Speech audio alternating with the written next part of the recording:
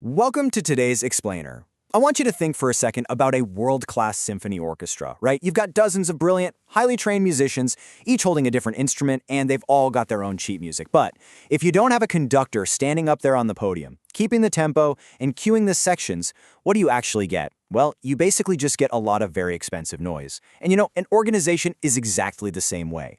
So today, we're exploring the architecture of organizational coordination. It's essentially the vital management function that acts as that conductor, literally turning workplace chaos into an absolute masterpiece. Okay, let's dive right into this. We've got a really clear four-part roadmap for today's explainer.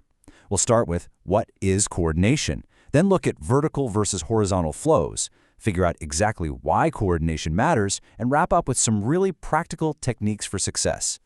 So, part one, what is coordination? The invisible glue. Now, if you've ever dealt with a sheer frustration of workplace friction, or maybe you've spent days duplicating someone else's work without knowing it, we've all been there.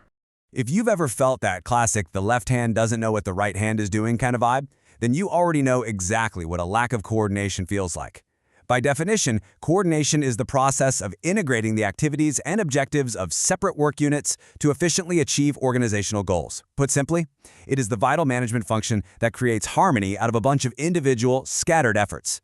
It's about taking different units and subunits and linking them together for common action. Because look, it's not just about getting people to like each other around the water cooler. It is about deliberately aligning separate units so that absolutely everyone is pulling in the exact same direction.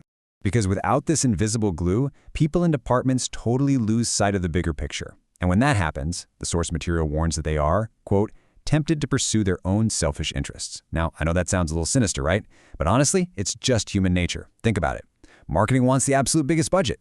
Sales wants to close deals at literally any cost. And engineering, well, they want infinite time to perfect the product. Without coordination, these departments start operating in completely isolated silos. They chase their own selfish goals, and it almost always happens at the direct expense of what the overall company is actually trying to achieve. Which brings us to part two, vertical versus horizontal, the directions of flow. Because now that we know what this invisible glue is, we really need to look at how it actually moves through a company's structure. Essentially, coordination flows in two primary directions. First up, we've got vertical coordination. This is your classic top-down and bottom-up alignment. It links superiors and subordinates across entirely different levels of the business. So imagine the CEO's grand vision cascading down to middle management and then all the way down to the frontline workers. That is vertical. But on the flip side, we have horizontal coordination. This one links managers and units that are operating at the exact same level across the structure. It's peer-to-peer. And horizontal coordination is absolutely essential because it acts like this massive secondary pipeline for processing information. It lets departments talk directly to each other without having to route every single tiny question all the way up the flagpole just to come right back down again. Moving right along to part three, why coordination matters. The driving forces. We've talked about what it is and how it flows, but let's dig into the underlying why here. Why is this invisible glue an absolute non-negotiable necessity rather than just some nice-to-have corporate buzzword? Well, the answer might actually surprise you, because the entire necessity for coordination within any organization, whether it's a startup or a massive global corporation, boils down to exactly two factors. Just two, and they are completely, totally interconnected. Let's see what they are. What's really fascinating here is how these two steps trigger a total chain reaction. Factor number one is the division of work. In any company, work obviously has to be divided up and assigned to different groups. You can't have everyone doing everything. But the very second you divide that work, you instantly trigger factor number two, interdependence. Once divided, these separate units completely rely on each other for the information and resources they need to actually do their jobs. Think about it. A factory floor literally cannot build a product if procurement hasn't sourced the materials, right? And procurement doesn't know what materials to source without the initial designs from engineering. So the greater this interdependence is between departments, the greater the absolute need for coordination. It is mandatory. And this brilliantly illustrates the incredible outcomes you get when you actually respect that interdependence. When a manager gets this right, you get a reconciliation of goals, meaning you're aligning individual employee ambition directly with company success. You also achieve what's called total accomplishment, which is just a fancy way of saying you completely prevent the duplication of efforts. No more having two separate teams grinding away on the exact same problem without even realizing it. And finally, you get real economy and efficiency. Good coordination literally saves time, it saves energy, and it saves machinery. It minimizes frustrating delays and creates some pretty incredible economies of scale.